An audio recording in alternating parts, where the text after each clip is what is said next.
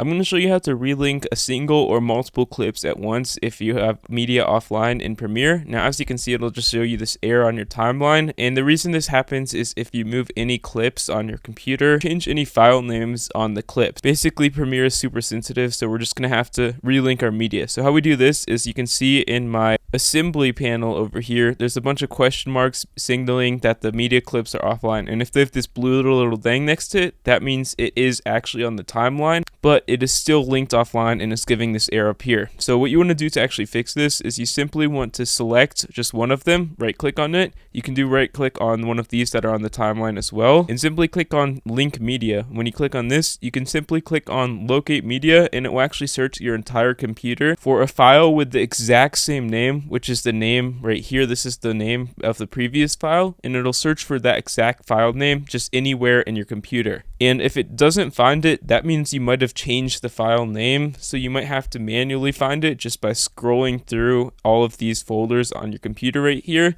or searching for the file name that you know is the file name you changed it to, and simply click on OK once you've done that.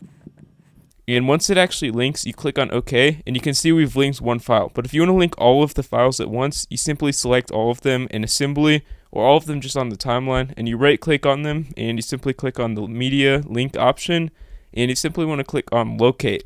And once you do that, you just click on OK after it's searched, and as you can see, they're now all back online. Let's go. And yeah, it's pretty frustrating, but that's all you do to fix it. It's really easy.